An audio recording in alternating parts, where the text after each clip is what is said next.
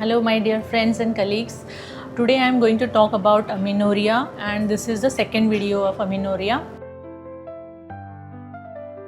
In this we will be talking about pituitary causes of amenorrhea, ovarian causes of amenorrhea and outflow tract obstruction. So pituitary causes, the most common is the prolactinoma, which is a prolactin secreting tumor of the pituitary. It causes hyperprolactinemia, and the resulting condition is causing oligomenorrhea, irregular menstrual cycles, or amenorrhea, or fertility problems associated with regular menstrual cycles.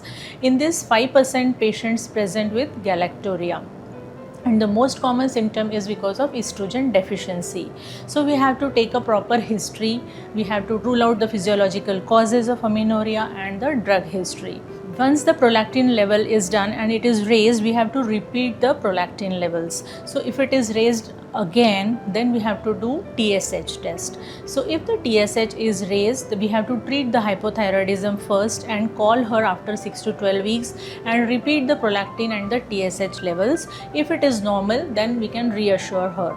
But if the TSH is normal, then in that case we have to do the imaging, that is the CT or MRI of the pituitary gland. So it can show three things. Number one is the MRI is normal or there is hyperplasia. Second is microadenoma of pituitary, that is managed by medical management, and third is a macroadenoma, which is managed by medical or surgical treatment. Let us see the levels of prolactin which are of significance. So if the prolactin is less than 500 MIU per liter, it is normal and no action is needed.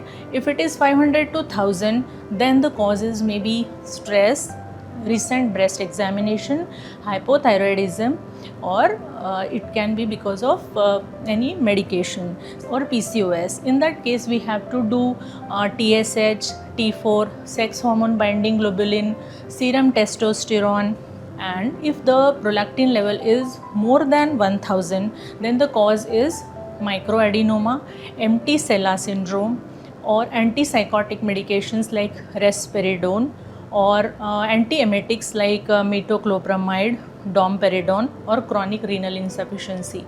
In this case, we have to take a opinion of a neurologist and we have to manage it by medical or the surgical line after imaging is done. So the management is by dopamine agonist. The number one treatment is bromocriptine, which is the first line drug, which is also tolerated in pregnancy. The dose is 1.25 milligram, bedtime for 5 days. It can be increased to 7.5 milligrams per day. The side effects are nausea, headache, constipation, Raynaud's phenomena, postural hypotension, and sometimes psychological symptoms like aggression. The second is a cabergoline, that is a second line drug. It is a long acting one and the compliance is better, but it cannot be given in pregnancy, and the dose is 0.25 milligrams to 1 milligram per day, and it can be increased. First we have to start bi-weekly, but it can be increased as well. The third is a quinagolide. The dose is 25 to 100 micrograms and the side effects are the same as that of cabergoline. Fourth is a surgical line of management. It is done if there is no response with the medical line of management, or there is a non-functioning macroadenoma of the pituitary, or if there are intolerable side effects because of the medications, or there is suprastellar extension. And the fifth line is the radiotherapy. So this is about the management. Now how this prolactinoma is related to fertility and pregnancy. So around 80% of women, they conceive with dopamine agonist treatment, and there is no increased risk of miscarriage, ectopic pregnancy, or vesicular mole with this. Bromocriptine is the drug of choice and the lowest possible dose has to be given.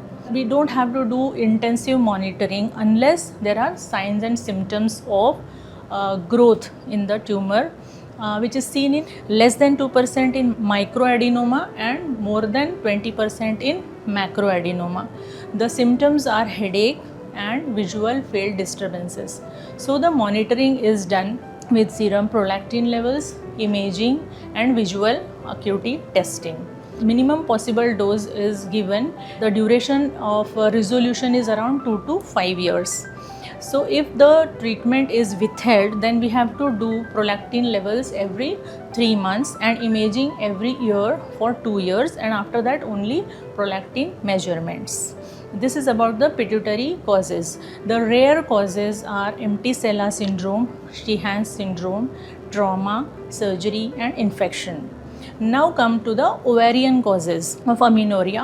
Ovarian causes, the most important is the premature ovarian insufficiency, which is seen in 1% of cases, and it is a very important cause, and there is cessation of the ovarian activity before the age of 40, and these ladies, they have a decreased estrogen production and rise in the gonadotrophin levels. So we have to see the cause. In 2/3 of cases there is no cause found, so it is idiopathic, but in others there can be some autoimmune conditions, so we have to rule out autoimmune conditions like hyperthyroidism, rheumatoid arthritis. We have to do karyotyping for these women, history of mumps, HIV has to be ruled out. Then ovarian antibody testing is done. The treatment is by hormone replacement therapy. We have to screen them for osteoporosis, and so bone density scan is also necessary. The second condition is the gonadal dysgenesis, that is Turner syndrome. It can be 45XO or mosaic pattern. These ladies, they are present with primary amenorrhea and they are short stature, and 20% they enter the puberty, 10% they go through puberty, and only 1% of these women have ovulatory cycles. So the treatment is artificial induction of menstruation by giving hormones, growth hormone therapy and COC pills. And the third condition is the polycystic ovarian syndrome, which is mainly responsible for the secondary amenorrhea. Lifestyle modification is the first line of management, and if 5 to 10% weight loss is there, 30% visceral fat loss is achieved, and they can resume normal menstruation. Now coming to the outflow tract obstruction, the most common is the Rokitansky syndrome, which is seen in 10% of women. In this, the karyotype is 46XX. They are phenotypically looking females. They have normal ovaries, but uterus is absent or rudimentary, annula gene is there, and the vagina is a blind pouch, and they have normal breast development, normal secondary sexual characters, and axillary pubic hair is normal.